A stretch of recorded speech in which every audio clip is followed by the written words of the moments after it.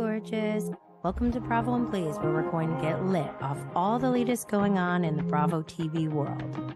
This is a safe and uncensored space to discuss our love for everything pop culture and 420 related. So grab your can of goodies and let's get lit.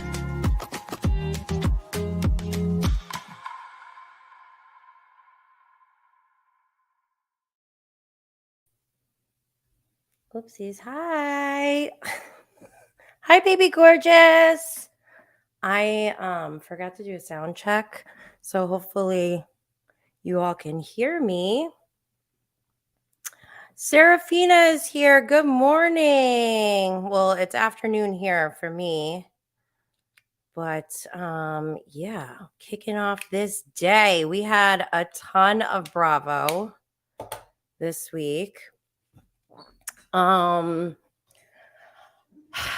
So my last episode was before Thanksgiving, and I mentioned that I'm going to change up the format of the show, but today we're here to go over everything that we watched this week on Bravo TV. So we saw The Real Housewives of Potomac, Family Karma, Below Deck, a new premiere of Southern Hospitality, Below Deck Adventure, Real Housewives of Salt Lake City, Love Without Borders, another new show, and Winter House.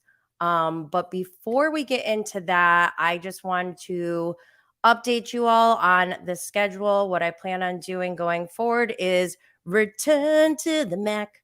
Just kidding, not return to the Mac, but return to the OG schedule of Bravo and Blaze, where we all started once a week, every Friday. I used to release the podcast episode. I would record it ahead of time on Zoom, and then I would do my editing and then publish it. And I would try to get it out before Saturday morning so that you have the whole weekend to catch up on Bravo. But now I have upgraded the audio. We've upgraded the video. So we're going live every Friday. And it really helps me because then I don't have to edit anything after. There's still a significant amount of work that goes into live streaming, but I feel like this is what I can promise is once a week on Fridays, live streaming. You can join me. We can interact, and we can just catch up like good old times. Hey, Instagram. If you're over on Instagram, make sure you come over to YouTube. And if you're on YouTube for the first time and you're not subscribed, make sure you subscribe. Again, we're live on YouTube. We're also live on Facebook and Twitter. I don't know who watches lives on Twitter. I mean, actually, I've watched some lives on Twitter, like Martinis with Eddie. I watched his lives from there. I hardly ever go on Facebook, but I don't know. Maybe people are on Facebook and they watch from there. But you can watch this same episode after we go live. It's just out there for anyone to watch. But if you don't watch video, if you're like a audio person, a podcasting person, you can catch up on the podcast, which is on Apple, Spotify, Anchor, Google Podcasts, and Stitcher. And I hope you join us because actually I don't know if you've all seen on social media, but everyone had gotten their Spotify Wrapped 2020. Actually, can I even show that? I wonder, can I show my screen? Oh, I don't know if I can do that. Well, I think I can. Can I? I should be able to, right? So for anyone who's watching, I'm looking to the side because my monitor is over here. Extra camera. Oh, look, share screen. Oh, where did it go? Here it is. Window. Actually, you know what? I'm just going to show my whole screen. No, I'm going to show a tab. Here we go. Share. I don't even know if you guys can see this. Can you? Yes, I got mine. I was freaking shocked at my number. Sean Ellis Rogers. Yes. Near nothing. Yay. Don't always get to watch Bravo during the actual airtime. Glad you're back to this format. Yes. Okay. So I think you can see this. So this is the Spotify Wrapped from 2022. And let me just preface by saying I didn't even know this like even existed really. And I mean, I figured they have something like this. But again, I just started my podcast the first week in January. So I haven't gone through a full year yet. So I see this email, or no, I see everyone else and I'm scrolling. Brav Bros comes up, of course, and they're like top 5% in the world. And I'm like, of course they are. And I think I'm slightly jealous. I'm not giving them any more airtime. We also have a bet going on, and I hope I win soon so that I can gloat because I'm that's one of my toxic traits is I'm a very sore gloater. Sore loser and big gloater. Maybe that's how I describe it. I don't know. All right. So what do I do now on this Spotify Wrapped? So now can I scroll? Oh, it's moving. It's moving. All right. It says in 2022, you did your thing. The people loved it. Thank you. That's so nice. Now it's doing something else. You created 3,062 minutes of new content. That's more than 94% of other creators in the TV and film category. Lord, that's a lot, right?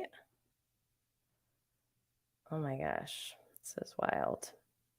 You can't hear us, but we're clapping right now. Are they being patronizing? Let's see, what else?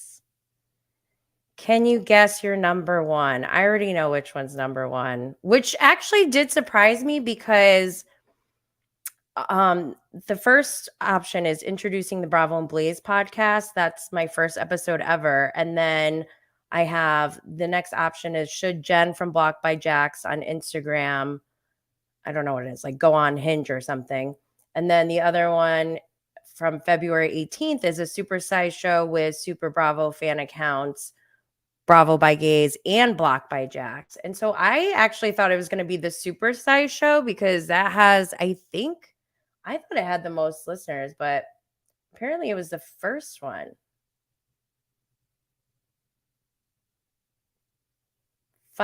Introducing the Bravo and Blaze podcast had 511% more streams than your average episode. That's wild. I feel like I need to see where these numbers came from. I'm like a numbers person. I like spreadsheets. I like to see, okay, what's the calculation? Says my podcast loves to travel. I gave shout outs to the countries that were listed at the end of last season. It was heard in 25 countries. Top 5 were United States, United Kingdom, Australia, Canada, and Sweden. Sweden. See, this makes me want to go there now to these places, right? Wouldn't you want to go after seeing this?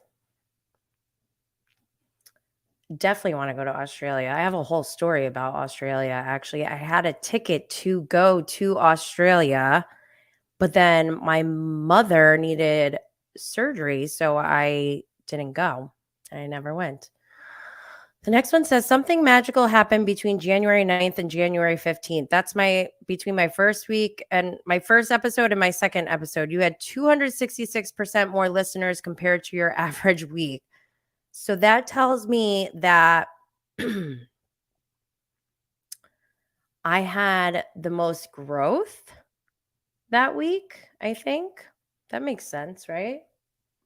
I don't know if that one's like groundbreaking statistic. Whoever said sharing is care. Oh, look at this. There's like this weird cursor thing. Okay. Whoever said sharing is caring was probably a fan of yours. Oh.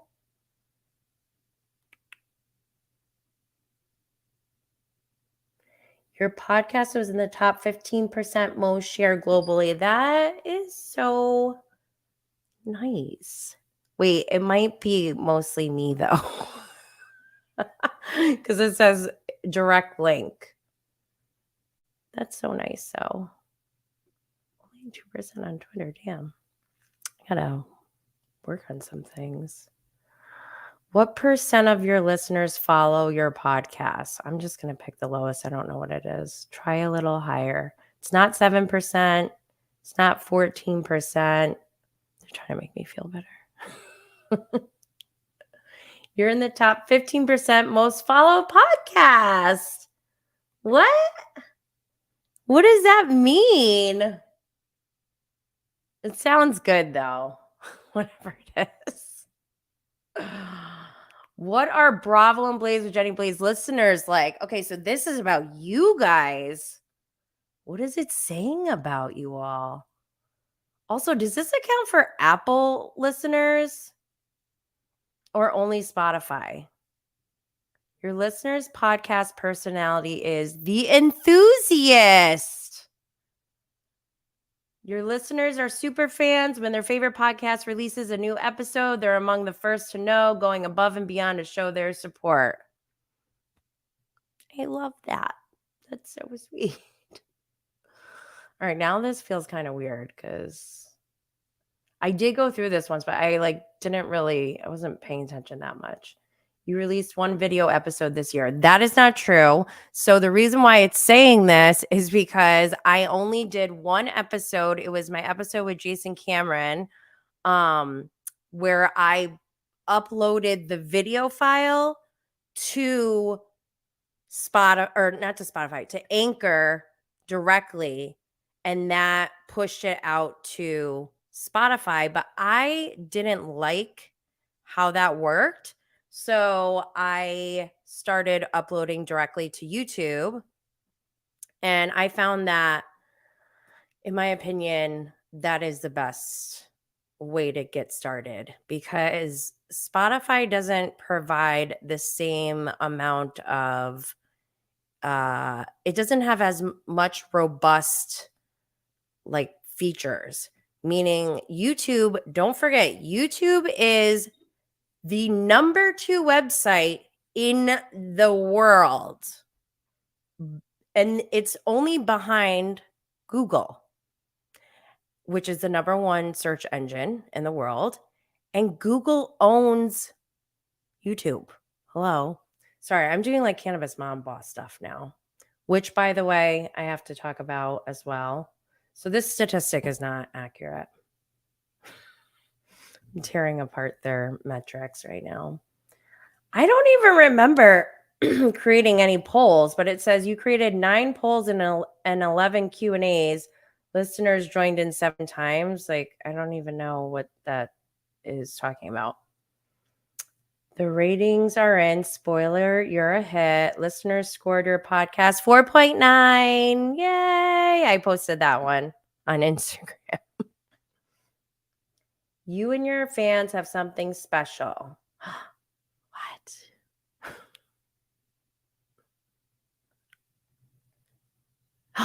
Your top 10 podcast for 147 fans? Oh my gosh, that is a lot. You're a top 5 podcast for 96, and you're the number 1 26 people have me as number 1. I feel so honored. That's so nice. Group hug? Yes. It said group hug on the thing for anyone who's listening. Bravo and Blaze with Jenny Blaze. Thank you for sharing your podcast with the world. All right. What's that? The end, I think. Oh, speaking of sharing, we made something special for you.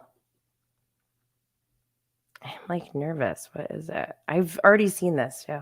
Oh, it's they give you 3 different options to share the just a little, I don't know, post, a little image where it says Bravo and Blaze with Jenny Blaze, 65 episodes.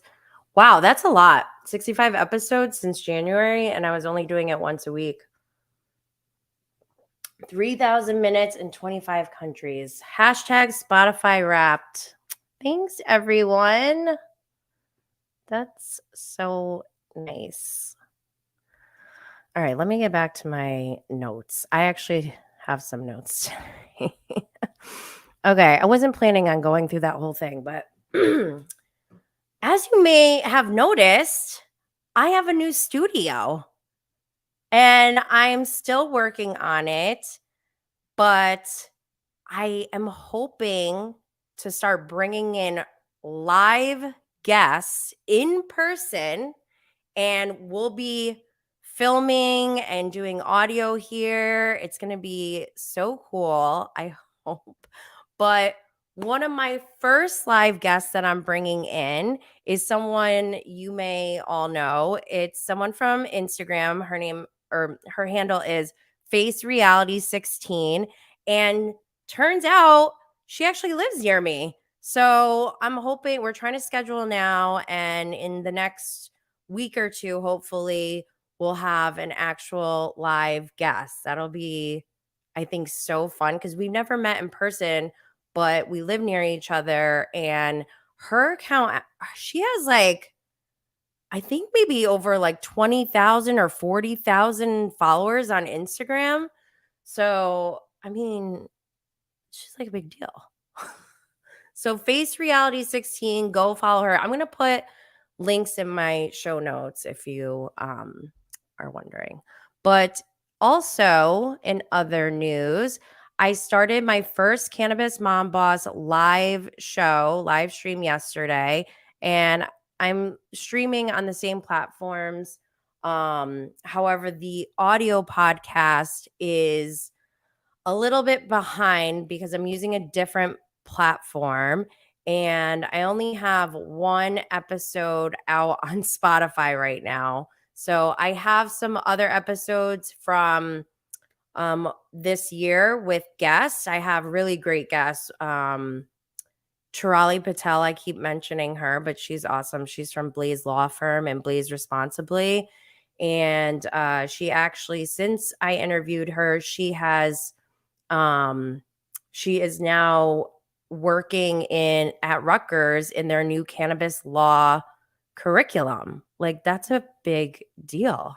So, with Cannabis Mom Boss, if you haven't heard already, my mission is to empower others to safely and confidently come out of the green closet to help modernize the perception of cannabis consumers as professionals, successful entrepreneurs, great parents, great citizens of the world, law-abiding citizens. And I'm doing that by leading by example with Cannabis Mom Boss, my podcast. And I'm also, it's also a business podcast. So it's a little different from this one. It's similar as a vlog, I guess you could say, where I'm going to be talking about my experiences. Yesterday for my show, I talked about how my kid took an edible at school. Like, she did not take an edible from this house to school. She bought an edible from someone at school and took it in school. And clearly that is not what I stand for.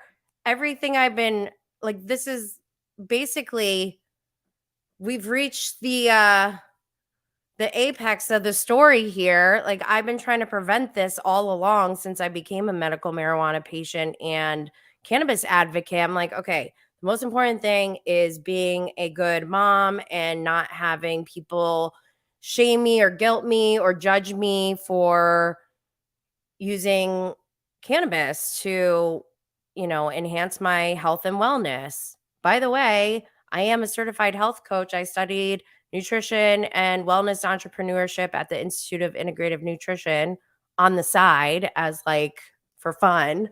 So, and actually that's how I got led down that path of even exploring cannabis for my health and wellness, because I was at a point where I was prescribed all these different prescription medications, but yet I was still depressed, overweight, unhappy, and it wasn't making me feel any better. So this is after I've been educated and trained on how to be healthy, So you can imagine my disappointment when I'm not living a healthy life. And that's when a friend of mine reminded me that people use it for medicine. It's not just to, get stoned or get lit, and, which is fine. There's nothing wrong with unwinding, and no one really judges people who are just, kicking it at a party usually. But when it comes to being around children, everyone gets upset. I mean, rightfully so. I'm a parent, obviously, and it's very important to me that my children don't abuse drugs. So now I'm like, and I've been open and honest with all of my kids' teachers, guidance counselor, principals, her therapist, her varsity wrestling coach. She's in 8th grade, but made the varsity wrestling team and made this very, very stupid decision at school. And I mean, we're working through it, obviously. By the way, yesterday I told the whole story, so go check out that video. But allegedly, there's like a bigger operation going on that maybe we just like solve the case. I don't know. So go check that out. I'll also put the link in the show notes. But I'm going to go live every week on Thursday at 1 p.m. Eastern to go through or to just share my stories, but also share my business knowledge. I have 15 years experience as a corporate IT consultant with one of the top 4 consulting firms in the world, and I was running the 3rd largest global alliance for the firm when I left for maternity leave. So I'm ready to help others because that's what we're here for, right? I want to teach things like, how are all the different ways to monetize as a digital entrepreneur? What is the best way to use social media for your business? What tools do you use as an entrepreneur, both digitally and just, regular business tips and skills? I went through some of them yesterday at the end of my show after I told my story about my kid. But I'll also, like I said, I'm just going to be sharing these topics that come up that people are scared to talk about. And I do feel safer now than I used to, because in New York State, according to Chirali Patel, who is now teaching at Rutgers University, she in their cannabis law practice, she told me that in New York State and in New Jersey, child protective services or agencies can no longer use THC against parents as sole basis or grounds to take children away from them. Because, and I know some people are like, why are we even talking about this?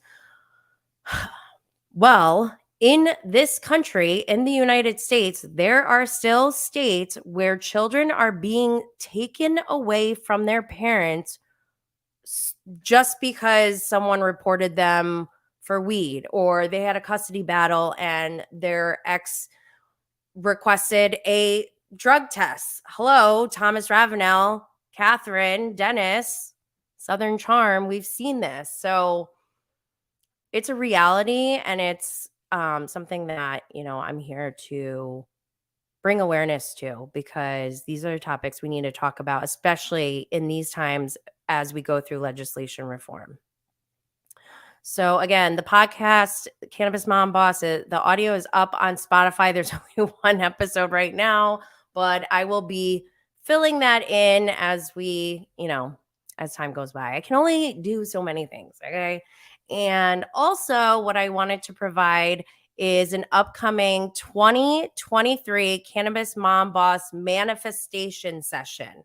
And so what we'll do is over 3 days, we'll have 1-hour sessions where I'm going to go through the activities and best practices, industry standards, all the things that I've learned and explored on my own.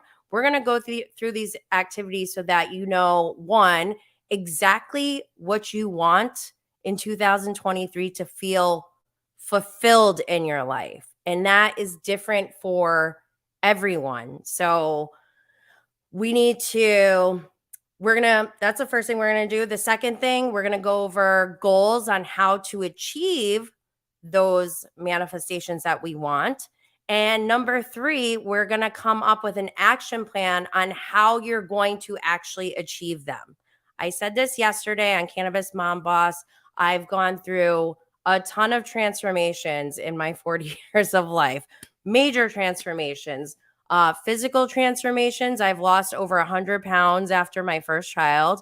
Financial transformations, I've gone from a place, don't forget, I come from an immigrant mother who grew up in poverty, and my father was the child of 9 children and was a blue collar boomer. Like I come from very humble beginnings. But I was at a point where, after I graduated college, I was making more money than my parents ever had. But then certain circumstances led me to a point where I was living beyond my means. I had a new baby. I had 2 lawyers in 2 different states. I had a home in New York, and I had Chicago rent at the same time that I was trying to pay all at the same time. I literally thought I was going to go bankrupt. And within 3 years, I got rid of all of my debt and tripled my salary, more than tripled my salary in just 3 years. So I know what it's like to go through a transformation and how to endure the hurdles that you have when you're faced with, some kind of goal that you want that you haven't yet achieved. A lot of it is mindset. So make sure you come with an open mind and willingness to, make some changes. But as a reminder, I just want to make sure I remind you all to subscribe to my channel and turn on notifications so you can be updated when we go live for Cannabis Mom Boss and also Bravo and Bleeze. Okay, that was like my whole beginning spiel. And now I don't know where my window is to see you all. Here it is. Okay. Trying to check the comments. All right. Where are we at here? I don't even know what time it is. What's going on? 12:28. Wow, we're halfway through. Okay. Oh, we got social like gossip here. I gotta look into that for California. My hubs, who doesn't use it, he has a worse outlook on it and how I use it while taking care of the kids. And of course, I found that out after we're married. Yeah, I actually, I'm very lucky that my husband has no issue with my cannabis consumption. I mean, like I said, I try to be very responsible. I don't break laws. I don't condone breaking laws. And, however, I have empathy and I can use my heart and soul when making judgments. So I want to get into our news for this week. So I don't even watch Good Morning America. I am usually like a Today Show kind of person, but I've also been kind of bored with it, to be honest, and grossed out over Matt Lauer. But anyways, apparently Amy Robach and TJ Holmes of Good Morning America started having an affair while they were training for the New York City Marathon. And Marissa Says What from Twitter said, proving my long-held belief that literally nothing good comes from being a runner. Would you look at that? I agree. So, somebody, Marissa tweeted this, and then Eileen Slavidson, I love this name, tagged me and said, immediately thought of you when she mentioned running. So if you are all not aware of how this goes or how this has been going down, Betches on Instagram posted like a funny meme or whatever, a little clip, a reel about marathon runners. It was like 1% of marathon runner, or only 1% of people will complete a marathon or whatever. And then somebody interrupted and said, yeah, and 100% of them will never shut up about it. I thought that was funny. And I always had the utmost respect for marathon runners before this, but I thought it was funny. So I engaged and I just said, I will never understand the need or desire to run for no reason. And not saying like, wow, they're crazy for doing that. But I was just like, it's not for me. I used to run kind of like, not really just for like health reasons, but I can't really anymore because I have a click in my right hip when I walk. It's awful. But anyways, so I am thinking this is like an innocent whatever response comment to Betches. And then I start getting attacked from the marathon running community for days. Maybe like, I think it lasted 2 weeks. And normally I don't engage in that kind of behavior, but I was like, excuse me. These people were saying just like the most old school, lame stereotypes. They said that I was a sloth, lazy, a stoner, and a pothead. First of all, what does a pothead and a stoner even look like or sound like? That sounds very judgy. Anyways, the thing that bothered me though is that they called me an addict. And that's where I was like, okay, hold up. You're not going to get away with that. Because number one, calling anyone an addict, not just a cannabis consumer, but anyone an addict that's like shots fired. That is doing that on a public forum. Somebody could see that and like report me or whatever to CPS and like have an investigation started. Number one, that's poor uses of resources. We have way more important things to be, tackling here than to see if somebody's smoking weed. But I just wanted to, because of what I said earlier about people, getting their kids taken away, I stood up for myself. And this has been an ongoing battle with marathon runners for like over a month now. And so I said, I'm still waiting for my apology from the running community. And then this Jerry, I voted, was laughing and said, what do we do? And I said, call me lazy, sloth, pothead, stoner, and addict. To which he responded, and I woke up to this because this response was at like 4 a.m. my time. Oh, snap. On behalf of the running community, we are sorry. We have no right to judge others, especially because we're miserable ourselves. Which is why we run, which still sucks. There's no excuse for this behavior. Our apologies. Hope you'll join us soon. And then they got Stitch from Lilo and Stitch with a sorry sign. We won, y'all. We won. This person's probably not even a part of the running community, but victory.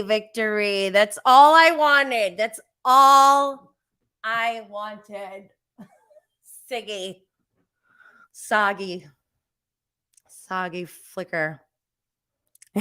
Give the woman her apology, says Sean Ellis Rogers. I love it.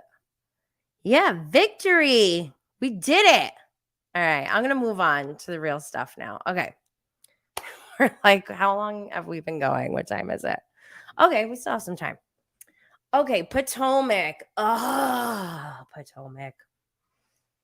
I actually, on Monday, I was glad that I wasn't going live to do my daily, to try to do my daily recaps anymore because I felt very icky after Potomac. And I just didn't, all of it didn't, like, it just didn't sit right with me.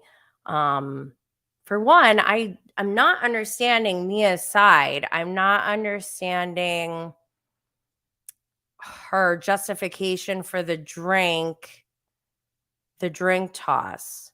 And like I said, I like to follow the law, and throwing a drink is considered battery. So if I was Wendy in that situation, I would have gotten up and walked straight to the police station and made a report. Regardless of whether you press charges or not, just reporting an incident is, I think, if it's valid, obviously, I think is the best way to go. Remove yourself from the situation and document it and get yourself to a safe place. That's just my recommendation.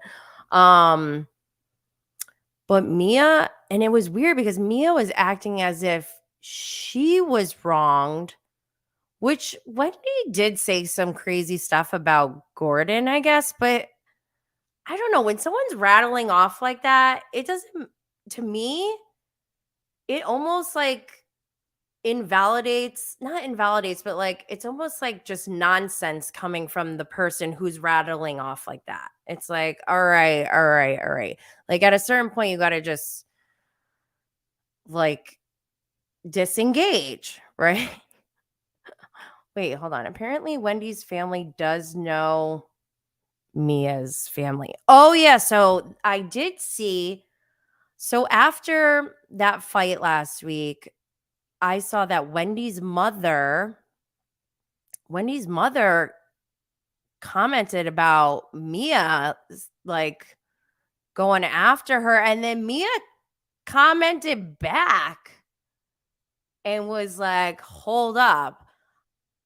I don't have all the details on that. I wish I had time to include that in my slides, but I thought that was wild to like start fighting with somebody's mom. Like, what do you do? I am curious if the company Mia works for, the joint franchise, saw this drama. I'm sure they don't.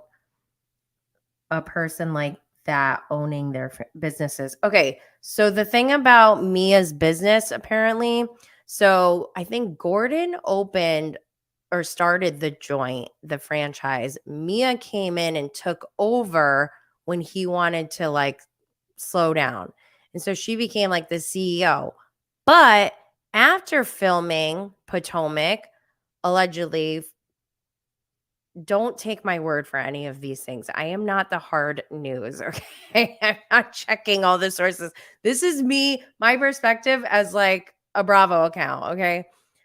I saw that well, she brought it to social media. It was Mia who brought it to social media saying that her cousin, while she was her and Gordon were out of town, and her cousin took it upon herself to do something with the lawyers to like get their names off the business while they were out of the country.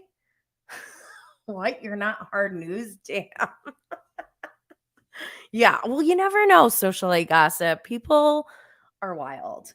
But yeah, allegedly Mia was saying they got cut off from all of the business from that, where I guess from their cousins, which I think you probably could do that because my mom is an entrepreneur, and she started a business under her name and then gave it to her younger brother. By the way, this is like a over small Asian grocery store that's been open for over 20 years that brings in over $1 million a year just from this one little store. And my mother just gave it to her brother. It was like for nothing. Just like, here, you need this for your family type of situation. So annoying. But then there was like a lot, it was like a Korean drama. If anyone watches, I'm sure you watch Netflix, but there's a lot of like K dramas. It was like I was living through one for a period of time because my uncle and his wife they like split up, and then like the son, my cousin, was like taking almost a role of husband, and they were like fighting together with my uncle, and my mom like stepped in to help him because they like robbed my uncle of all of the money from the store because they like got a power of attorney and took him off the business. And so I kind of believe that this could happen, and it sounds like maybe maybe my family drama isn't the only situation where this happens. It probably happens a lot, actually, now that I think about it. But that was wild. I felt really bad for Wendy, and I was really surprised and disheartened that Mia was so quick to be so dismissive of Wendy. And people were like not even doing anything about it, really. They were just like, here's dessert. Like, I'm sorry, but I wouldn't be able to sit there and I don't know, maybe if I was in that situation and having that kind of social dynamic where nobody's doing anything similar to Salt Lake City, like why didn't anyone say anything or do anything? It's just wild to me. Maybe like I don't know, there's like sociology mixed into this. But I have to say, I'm going to wrap up Potomac in a second, but I am loving Candace. I didn't have any feelings about her one way or another before coming into this season. Like, I know that there was a whole Candace Monique thing. Like, it was very toxic at one point. I just stayed away from it because I had just walked into Potomac that season and I was like, basically, Ashley Darby, like, what is going on in this show? And I had to catch up and stuff. But I never felt one way or another about Candace until now. And obviously, she was at BravoCon. Watching her perform, she's a star. I would go pay to see her perform. And I saw her and Chris at one of the after parties, and they seem like they're in love. Like, I saw a love bubble, and I don't know why they're coming after him. Maybe it's like Winter House where everyone's just hating. They're hating on the love bubbles, right? I don't know. I'm loving Candace. I think she's great. I love that she went and checked on Wendy. She knew how awful that must have felt for Wendy, and I'm sure some of her own feelings made it more intensified, but yeah. Also, PS, I need Ashley Darby and Luke from Winter House to not date anymore. And if anyone hears it first, let me know if they break up. And if they're seen dating someone else or like hooking up with someone else, that means they're over. Okay. This is for my bet with Brav Bros. Serafina said, because they can't go after Ashley and Michael cheating drama anymore. Candace has my heart after this season. Yep. Also, okay, I don't like when the women body shame, but they body shamed Mia twice last week about her size. And I'm just like, damn, like they are going hard on her. So then I dug up my BravoCon pictures and I could not stop laughing at these because as you can see, she has to like squat down to hug me. And then in the picture together, I'm at like breastfeeding height. Like, I am so short next to her. Oh my gosh. Okay, I'm going to move on to Family Karma. Okay. Family Karma, we're in season 3. And I love this show for so many reasons. If any of you out there are an immigrant or a child of an immigrant, I highly recommend this show. It shows not only this group of friends who are like at a great age for, reality TV. Like some of them are single, some of them are, getting married and stuff like that.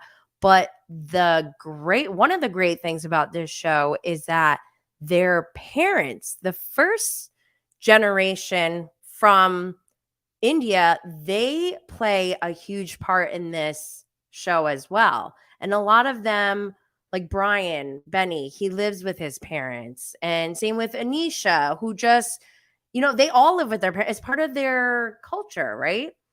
And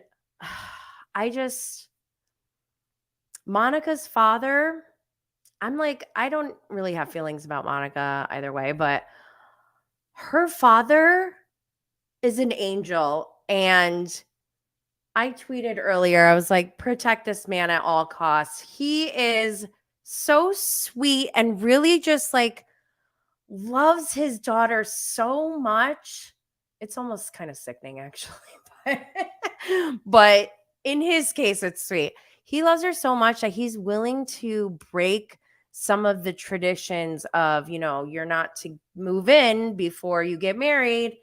He was willing to open that up for his daughter, for her happiness, and to find out, spoiler alert, if you didn't watch, don't listen, earmuffs, to find out that, actually we found out last week, I guess, her boyfriend, Richie, or whatever his name is, that he may be cheating on her is just, I have rage over this. And I actually, you know what? I do think it's going to wind up being true because you could tell when she's like, okay, my dad said, okay. He looked panicked. He looked like, oh, shoot, now I actually have to move in with her. And it's so sad. Like, be a man. Any man or women or thems who are listening, don't cheat. Like, just be honest. And I guess maybe sometimes people aren't honest because they don't know themselves enough, but makes me so mad. All right, I'm going to move on to Below Deck. Shout out to starcasm.net because there are no Below Deck cast pictures. And I have to look at the cast pictures for Below Deck because there's so many. It's like constantly just revolving characters coming in. And we have Below Deck and Below Deck Adventure going on at the same time. Below Deck Med just ended. It's hard to keep it all straight. Like, who's on? I keep forgetting, like, wait, who's on what boat? Like, what's going on? But I'll talk about Below Deck with Captain Lee first, real quick. What's this girl's name? Camille. She's the half stew, half deckhand. She is triggering me so hard because she is like the girl who expects compliments from Winter House. And y'all know how I feel about that girl who expects compliments. But it was just like, I was kind of embarrassed for her when she's like, I dated a real, like, some football quarterback guy. It's like, okay, so what? She's like, oh, they're treated like gods. Like, maybe she treated him like he was like some god or whatever, and that's why he didn't know what he had in front of him, and he was a cheater. Like, we need to do better as a society, I think. We need to teach people about their emotional intelligence and self-awareness because I mean, I'm guilty too, so I can't preach. But moving on, I love Chef Rachel. She's just the best. Like I'm still sad that she's disassociated herself from Bravo, but good on her.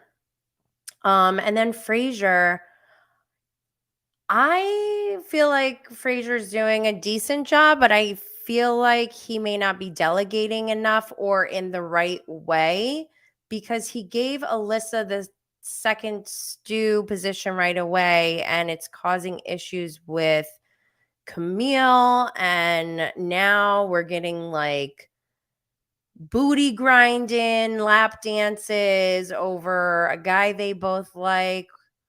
I like that kind of drama, I guess. I love a boatmance, but a lot of times boatmances can be really ugly too and like very cringy and just, I don't know. So we'll see where this goes. I'll be honest, I'm not really that into Below Deck yet. And Captain Lee, I love him so, so much. And I don't want to feel like I'm an ageist, but Captain, it's heartbreaking to see him in pain and trying to struggle. I don't want him to go because I love him to death, but I also feel like maybe he might need to take a different role because I can't imagine what if something's going wrong and he's got to like run and oh my gosh, it's upsetting to me. And I just wish the best for Captain Lee. I hope, I don't know. Let's just pray. Let's pray for Captain Lee. Love him. All right. Next, here, I'm switching it up like this. All right. So then we had a new show, Southern Hospitality, which is a spinoff from Southern Charm with Leva Bonaparte. And we have basically, I mean, this could not be any more similar to Vanderpump Rules. I mean, they have an empire of restaurants and clubs. Everyone's drinking I mean, Leva said it herself. The business plan is simple. Have the best party every single night. So it's all about, living it up, drinking, boozing, having fun. We already have like some cast romances with this guy, Will, who's reminding me of Shep. I'm not a fan of Shep, if anyone didn't know. And some would even say that he may have assaulted me twice at BravoCon and is obsessed with me. But I'm mostly joking. But Shep does trigger me. And also this guy is like a Shep and Craig mixed together because also he's pretending to want to be a lawyer, just like Craig. He got his introduction. He's living at home with his parents, of course, in a beautiful house. And he's saying he wants to be a lawyer, but I haven't seen any lawyering yet. So whatever. We'll see about him. But he's dating a girl there. I forgot her name already, but it's only been one episode and I'm into this. What's this guy's Joe Radley?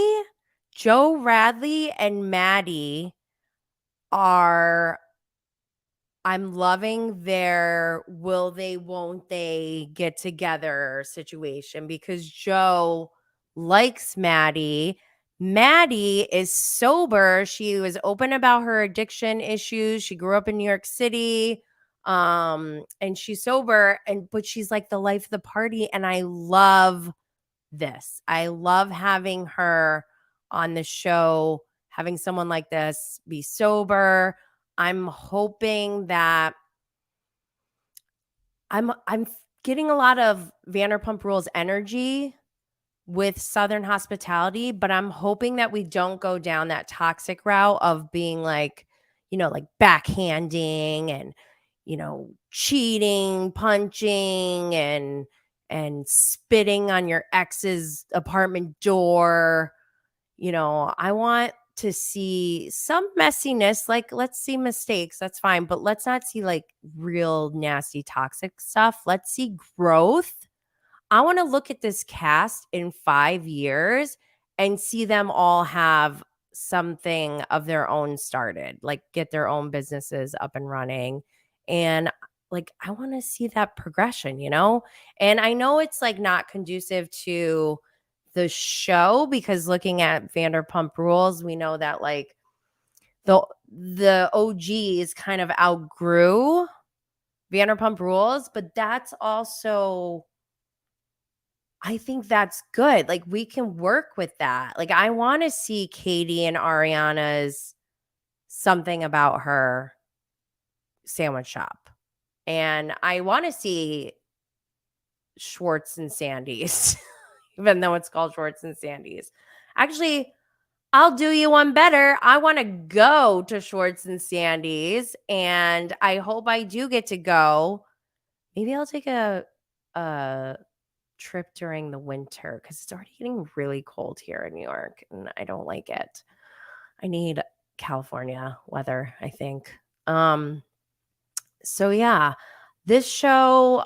Oh, and they already on day one have somebody walking in to the first like staff meeting who's suspended, and that person also gets in a fight with Joe Radley during Leva's birthday party. So we're getting a lot already. Plus, shout out to Grace Lilly, who knows how to walk like a star. Don't look at anyone, just look straight ahead. If you don't look at them, they look at you. That's how you walk like a star. I tried it in Hobby Lobby. It works. I don't know why I said Hobby Lobby like that. But yeah, I'm here for this show. I have big hopes. Okay, let's see. Let me check some comments. She has that I am coming for the chief stew position vibes. Oh, are you talking about the second stew or Camille? I'm like, Camille is the same as Jess from Winter House to me. Blech. Yes, nervous about Captain Lee's back. I know, I'm nervous. Yes. Oh my God, Sarah's in California. Maybe we should do a meetup in California. Oh my gosh. If you guys want to go to California and meet at Schwartz and Sandy's, Tom Tom's, or something about her, let me know. I would go to Charleston and go to Republic or Bubbles and Bourbon, or Bourbons and Bubble, but weed is illegal there. And just out of principle, I don't think I want to go there. Also, Southern Charm triggers me. Like these white men like Will and Shep and Craig, like, ugh. Oh, thank you. Okay. Next. I gotta blow this one up because this one's like, woo. All right. Courtesy of stargasm.net. Thank you for this picture of the Below Deck Adventure crew. I forgot to include my tweet, but I was live tweeting during Below Deck Adventure. What episode are we on actually? I don't know what episode this is, but we're just getting started and already someone's been fired, Kyle, thank God. The chef has already burnt her hand. They went on the most kick-ass excursion in Norway. I want to go to Norway now and go on that exact excursion because it looked so effing cool. But then on top of it, Captain Carrie. Okay, Captain Lee will always be my first love for Below Deck captains. But I think Captain Carey might be my new favorite captain. I said it because he handled Kyle like a boss. Literally, it was sexy.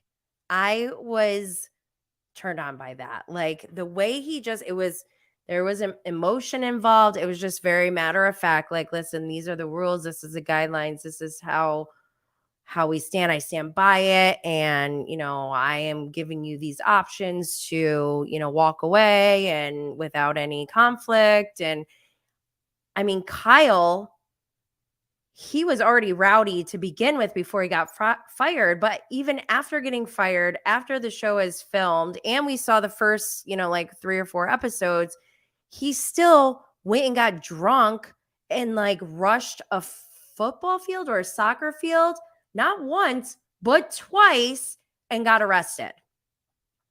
So very well played, Captain Carey. Hot AF. Love that. But then on top of it, when Jessica the chef gets her hand burnt, he stepped in and started helping her like a man, like a real boss and a guy who knows how to get the job done. I love it. I love it. I love it. I love it. I'm live tweeting. I've been live tweeting. Captain Carey has been interacting with me on my live tweets like the last couple of weeks. But then this week, our relationship basically went to the next level. We're basically Twitter official, and it's been leaked to the press on some website. Wait, where is it? It's called SK Pop, and I'll put the link in the show notes. But yeah, our relationship made it to the press, and he's now following me, and I just love him. And oh my God, maybe for my 2023 Cannabis Mom Boss manifestation, maybe I'll put a charter with Captain Carey on there. That's like really reaching for the stars, but I could do it. I am almost a witch, basically. Anyways, let's move on. Do I have anything else for Below Deck Adventure? I don't know. I love Captain Carey. The end. That's all you need to know.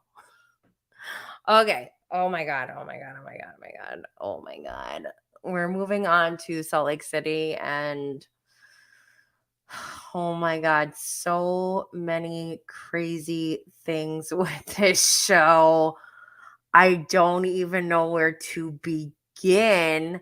Whitney, I'm just going to go down the line on this picture. There's only 5 cast members, okay? Whitney, on the end, she didn't really play that much of a role in 2 nights ago on Wednesday's episode. Lisa also didn't really play that much of a role this week. Jen Shah, on the other hand, and Meredith, I think, were kind of holding it down along with Heather. I'll give Heather some credit because I think y'all know how I feel about Heather. Go check out my interview with Marilla Bueno. Link in the show notes. I think Heather is unraveling. I think her house of cards is falling down. I think she's hiding a lot. And she has anxiety because it's becoming exposed. So I'm interested to see what happens for the rest of this season with her. We know something happens to her eye. I don't think anyone did that to her. I think she probably did it to herself, but whatever. I think it happens on this trip. And I think this trip is going to probably last till almost the end of the season because there's so many clips of them in the same place, but with crazy ass outfits on and wigs and everything, and they're all fighting. So that's why Meredith is supposed to be CEO of Fun, and she's failing miserably, which she's well aware of, but doesn't care. Because Jen Shah, I mean, her determination to have fun before her sentencing is just wild. And for those who are not up to speed, the timeline of events is so confusing. So, okay, what we're watching now is before Jen Shah pled guilty. After they filmed, she pled guilty, and her sentencing date was scheduled for December 17th. The reunion is scheduled, I'm sorry. Her sentencing was scheduled for December 15th. The reunion was scheduled for December 17th.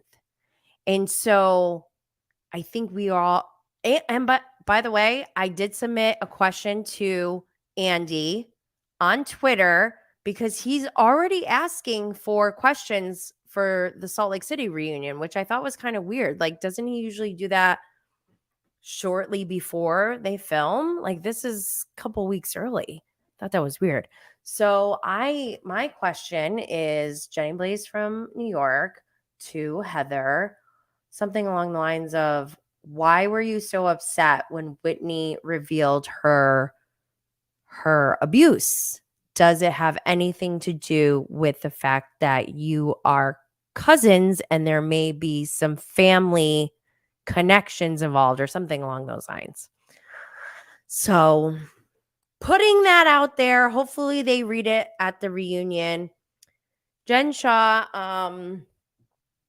so she dumped, wait, before I talk about the drink, there is a scene where they're in the Sprinter van when they first get to San Diego, and Angie is so excited. She's like, okay, everyone, I haven't been on a girls trip since 1999. And that is a big deal. It's like over 20 years. But you could see her like excitement. The way she looked seemed like she was as excited as when my kid has a friend over and is so excited she doesn't know what to do. She's like, okay, come look at, here's my bathroom, and here's like the stool that I use in my bathroom. Like, she just like kind of like gets so excited, overexcited. And like, I could sense that energy from Angie, and that always scares me when I see it with my children, let alone a grown adult. But then you could even see how crushed she was immediately when Dana said, I've never been on a girls trip ever. And because I thought that was wild.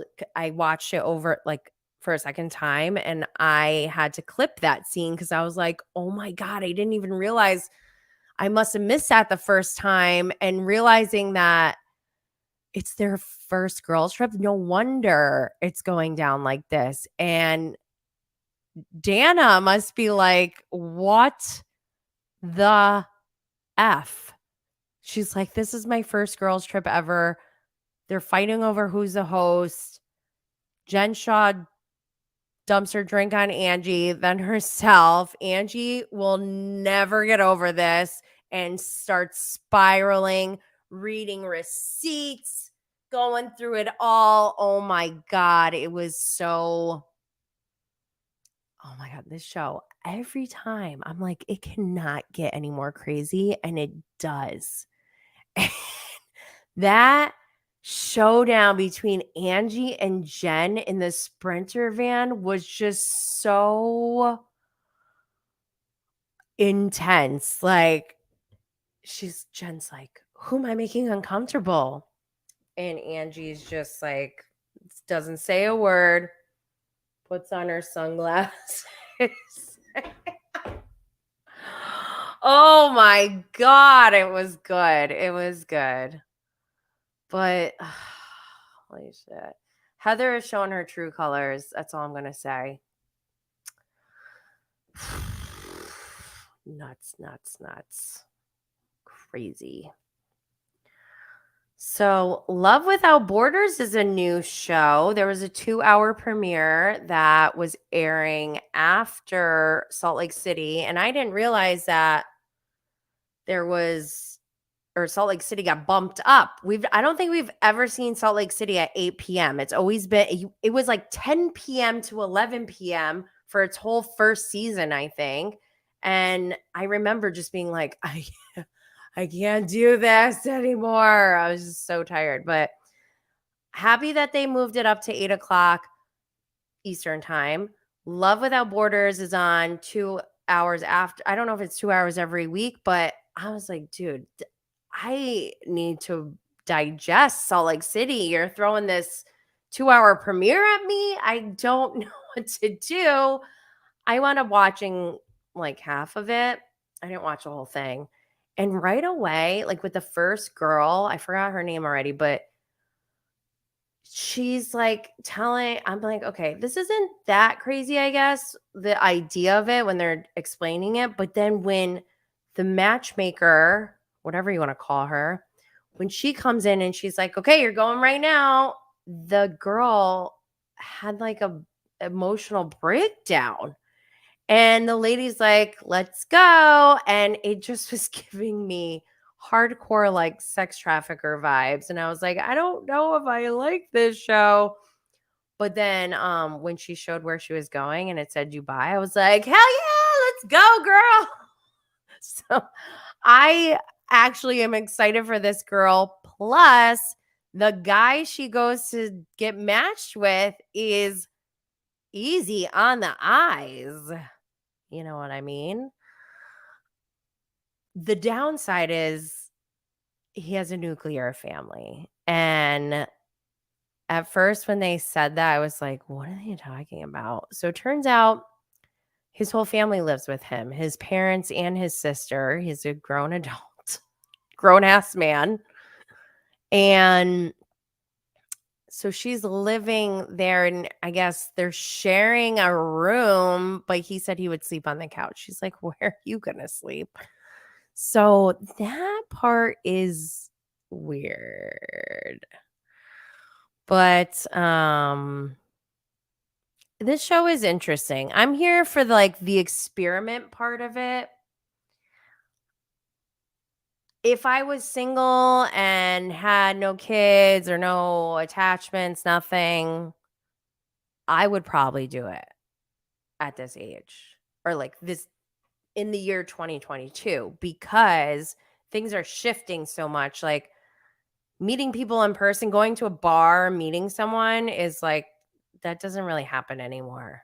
It's like very rare. I feel like you have to like really go find someone either online or I guess across the world. But we'll see how this plays out. Hopefully nothing really serious goes wrong. I cannot handle like some weird 90-day fiance like someone I don't even watch that show. I did watch it for like one season. And I was like, this is just too crazy for me. Like, I couldn't tell if they were being honest or not about their feelings. And it just felt really gross. But, anyways, we'll see about this one. Winter House.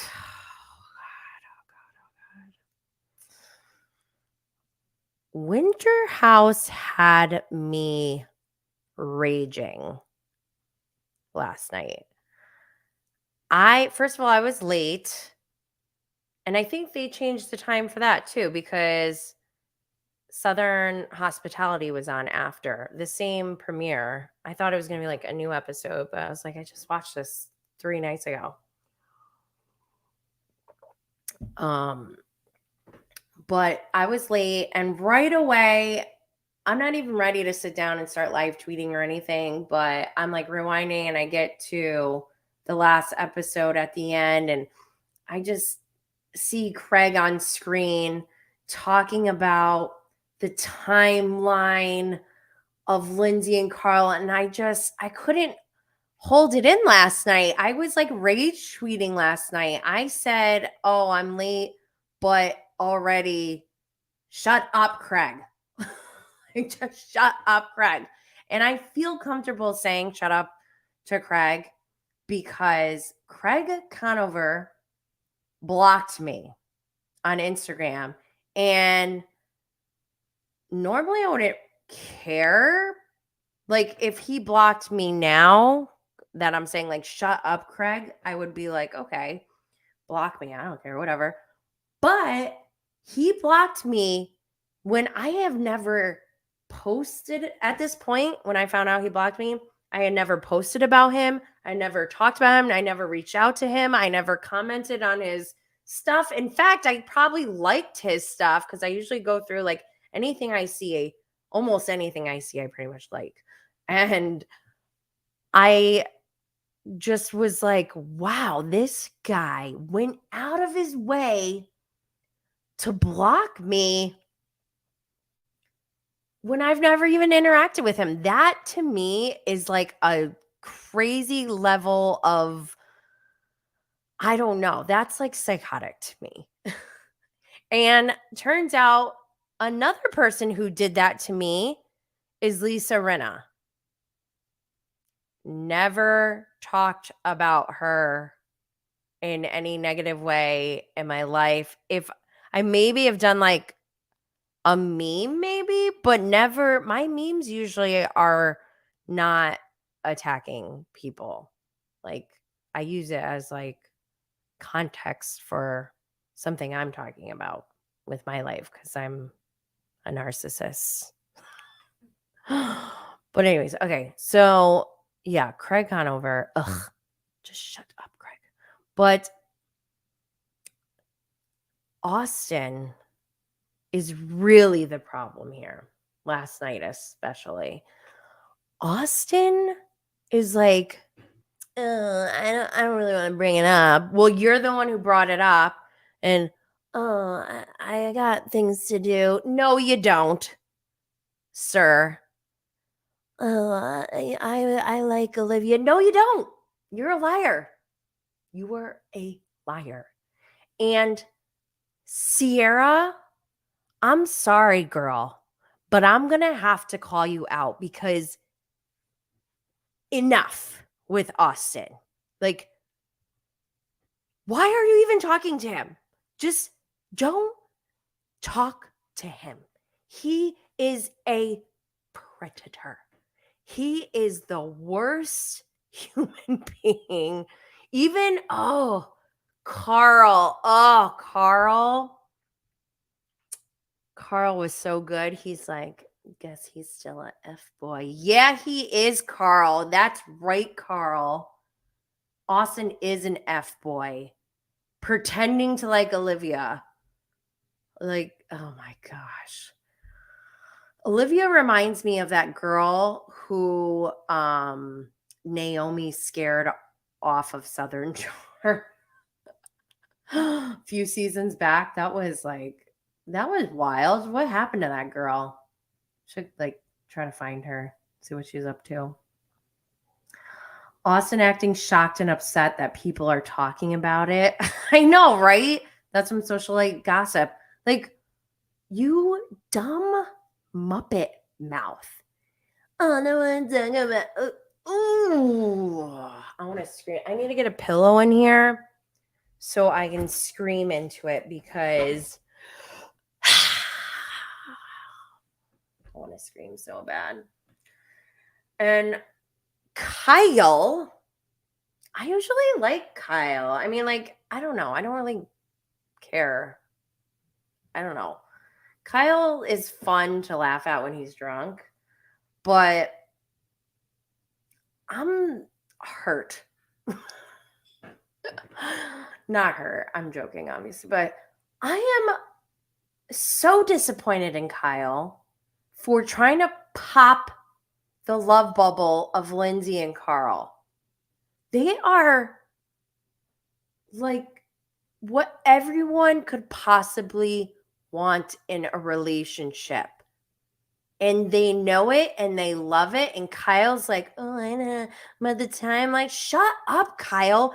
That timeline crap is so dumb and foolish. It makes anyone who's talking about it, they look So foolish. Ridiculous. So dumb. Like, leave them alone. Even if it happened, who cares? It's not like, look at Lindsay and Carl now. Who cares? Get over it. Oh my God, these people. And I'm sorry, but the girl who expects compliments, Jessica Stock, whatever her name is, she's grossing me out so much, like a lot, too much. It's really bothering me because she's just nasty. And I think she's doing it on purpose to like make herself look hot or something, but it's not hot. It's gross. And I don't know if she's playing it up for the cameras or like there. I just can't believe that somebody would actually on camera be serious and be like, "We're in love." Oh, it's good timing to say I love you, right? Like, oh my God, you are so scary. So scary. But my favorite part of Winter House was Luke cock blocking. Shout out to Bravo. Should be fun. He was, I'm sorry. I love to hate on Luke. And if I ever met, well, did I meet Luke? He was like around, but I didn't feel the need to like go introduce myself to him. But if I ever like were to interact with him, I would obviously be nice to him and whatever. But like, it's just so fun to hate on him because he's so beautiful and like, and he's a straight white man. So it's like, I almost feel like, I don't know. He's just, his personality is so basic to me. I mean, he's working with what he's got and good on him, but I just love to hate on him. And every time he plays guitar or starts singing, I just can't stop laughing. Oh my God. It's just, as much as I laugh, like if Luke were to play a song at BravoCon next year, I would probably be like screaming. Because at Andy's Legends Ball, I mean, Shayna was singing Good as Gold. Melissa Gorga was singing, I don't know, whatever, but it was Melissa Gorga. And Kenya was singing her song. Candace was really good. I already said that before. But even when Melissa was singing, I was like, yes! Like, I just felt like I was in it. It was like, oh my, this is like silly, but like, yeah, get it. And so if Luke wanted to play guitar, I'm sure he would have an audience, and I'm sure I'd probably watch and listen or whatever. But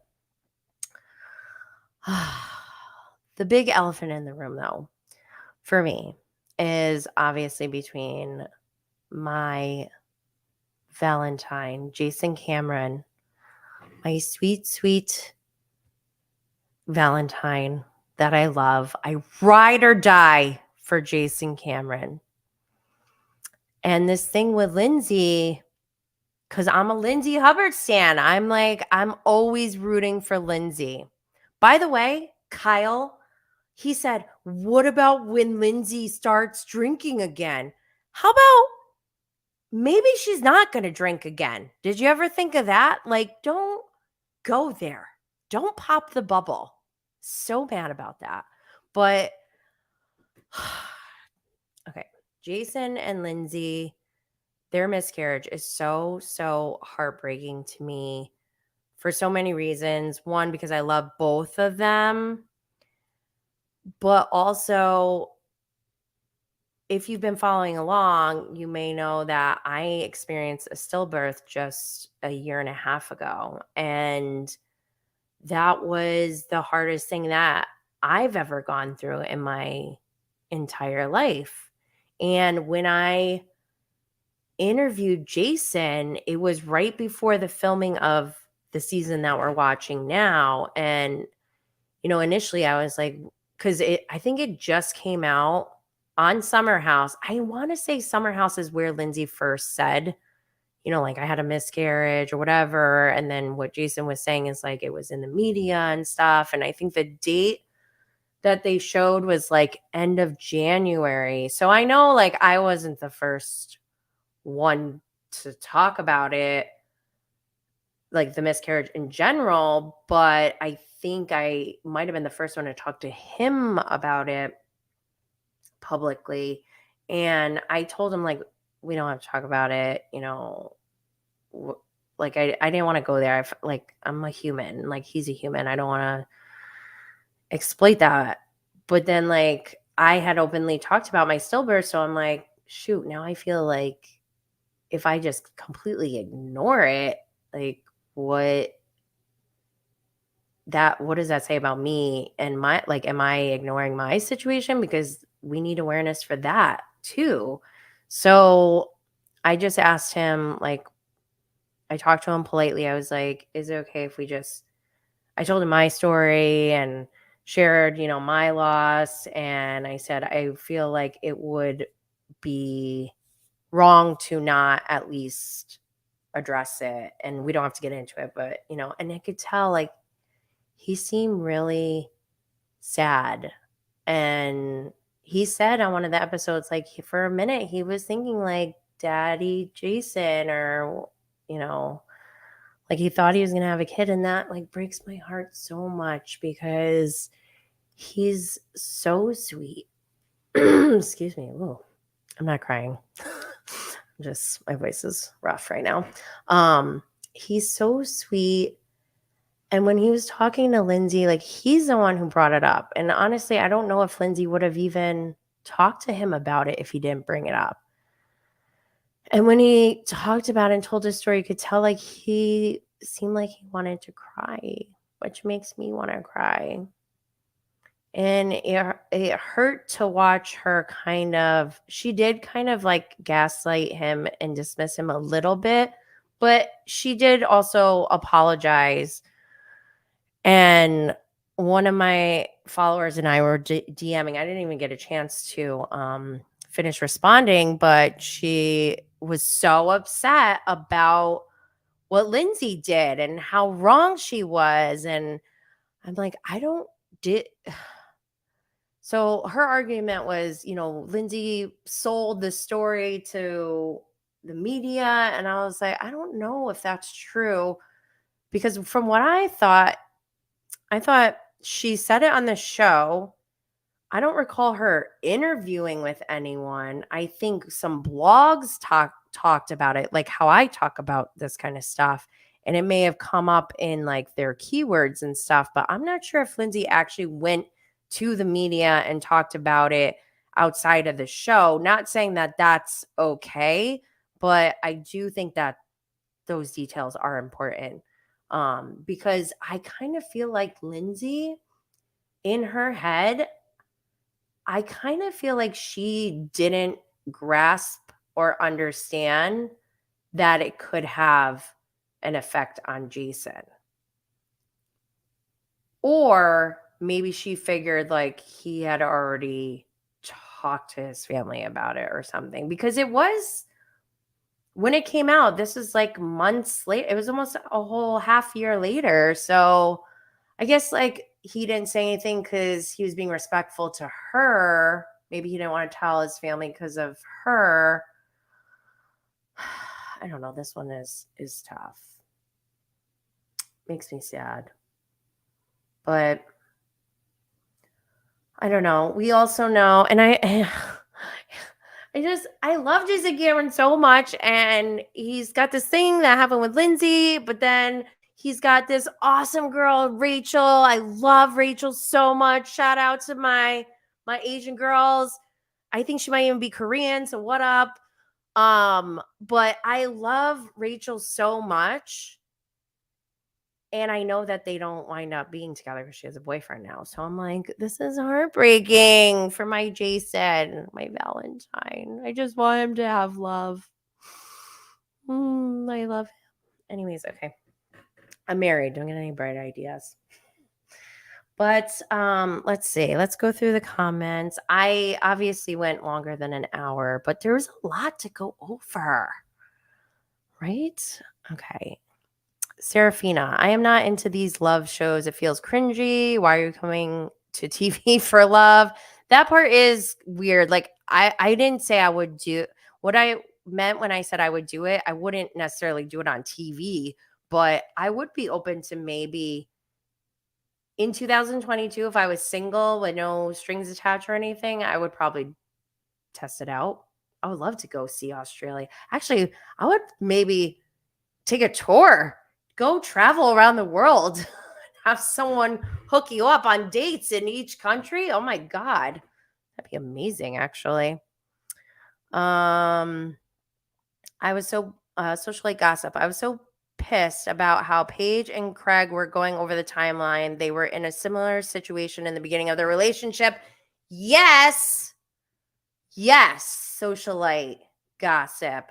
That is so true. And okay, I have an internal conflict when it comes to Paige because Paige is from my hometown, and the way I was raised, the way my DNA works is I ride or die for people who I'm loyal to for no reason other than you grew up in a close proximity to me.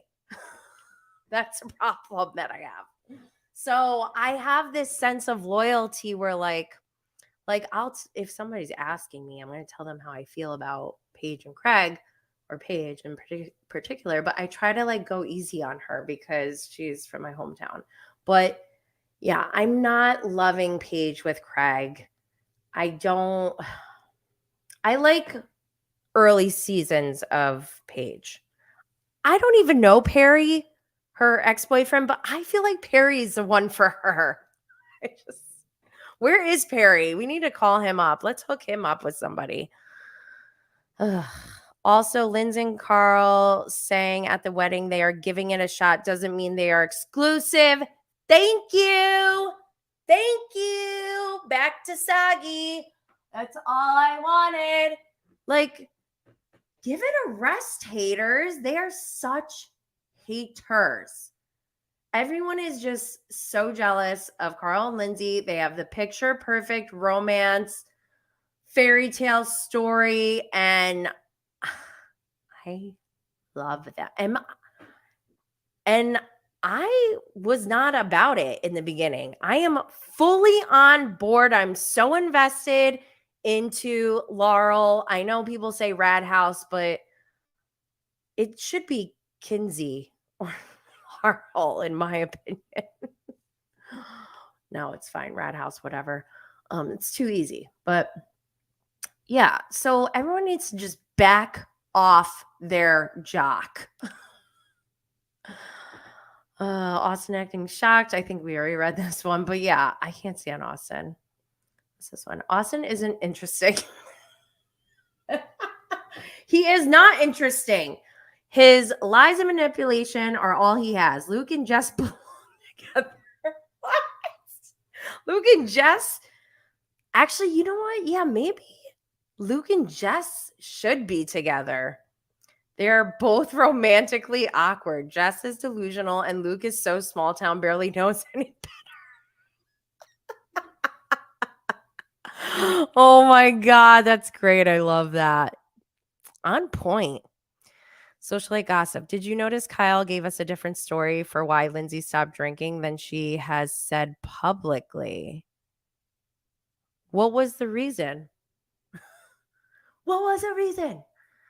I thought she said the same thing. Like, first she said I wanted to support Carl because he was having a hard time. But then she said, eventually I just liked how I felt and I look better and feel better.